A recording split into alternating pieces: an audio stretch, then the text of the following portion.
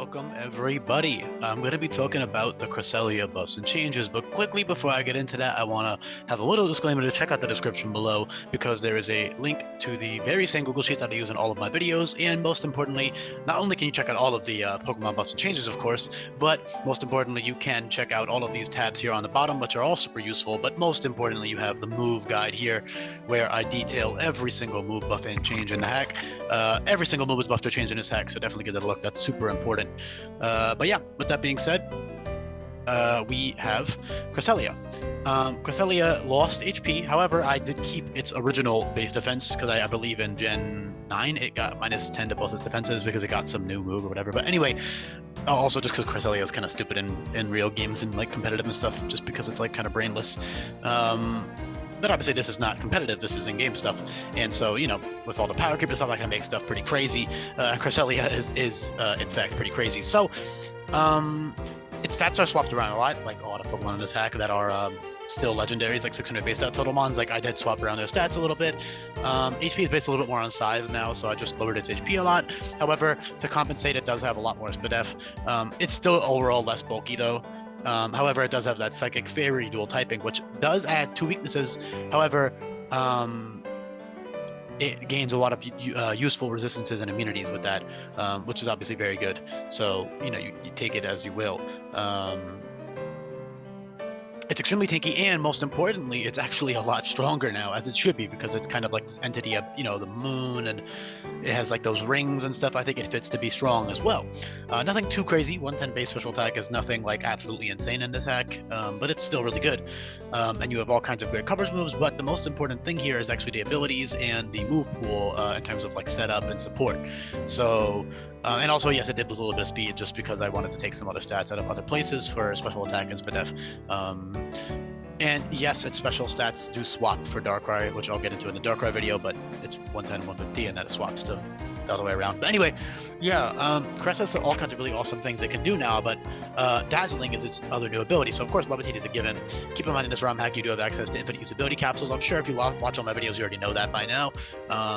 But what that means is you can swap between Levitate and Dazzling depending on the situation. So Dazzling is incredible because Cresselia is actually weak to Bug now, because if you search right here, this Bug and Ice type buffs, you'll see that Fairy, Ghost, and Fighting don't resist Bug anymore. Therefore, Fairy Psychics, which are relatively common in this hack, there's like at least 7 or 8 of them if I had to guess. I could open my notes, but I cannot be bothered right now. I'm pretty sure there's at least 7 or 8 of them though. Because logically that's just like a common type combo, you know? But what that means is that Cresselia, all of those Pokemon are weak to Bug-type moves. And Bug-type moves in general are much more common and one of the best offensive moves in the game, because one of the best offensive types in the game purely because of the moves, because there's stuff like First Impression flying around, which basically every physical attacker gets now for the most part. Not all of them, but the vast majority of Pokemon get First Impression via TM. And being completely immune to that is great for Cresselia. So yeah, you are tanky, but that's still a really strong, super effective move. So completely negating that is great. Not to mention you're also immune to strong priority like Sucker Punch, as well as Extreme Speed and a bunch of other really useful stuff that's also way more common. You know, Sucker Punch is a TM, so that's also very common. You aren't weak to Sucker anymore, but you know, just being immune to that is still great to have. And the reason that being immune to First Impression specifically is great is because First Impression is something that I put in place to kind of prevent setup in a way. A lot of fast offensive stuff kind of just crumbles to First Impression, and then a lot of like bulky offense setup stuff crumbles to First Impression as well, because First Impression crits. It always crits. So it's 60 base power, but it always crits. So it's essentially the same power as it used to be. But again, that crits. So this is really First Impression of the video. But the reason this is important is because Dazzling blocks that. Okay, that's my point. So Cresselia can get up a Cosmic Power or a Barrier. Or later on, you get Lunar Dance, which is fucking insane. Now, Lunar Dance is essentially what Quiver Dance used to be. Quiver Dance only gives speed and special attack now, but Lunar Dance gives Quiver Dance's old boost, meaning it gives you SPDF as well. So it's Calm Mind and Quiver Dance into one move, essentially. And that's insane, because you have a pretty good 75 base speed. So although Lunar Dance only has 2 PP, you know, after 1 or 2, you're basically outspeeding everything you need. And you're so tanky that it's easy to get off too. The only downside is, you know, there is stuff like Taunt, and there is stuff like Whirlwind and Whirlwind and Roar, but that's not going to be every boss fight. A lot of the anti-setup stuff also comes down to just first impression, but because you block that kind of trivializes a lot of fights. It might be a little bit overpowered, honestly, just because first impression is a way that I want to stop setup like that, or making it, I'm not saying it would die to one. I mean, from a strong Pokemon, it probably would, but like, like a neutral, a non-stab, non-ruthless boosted first impression would still do like a lot of damage if it's from coming from a strong Pokemon.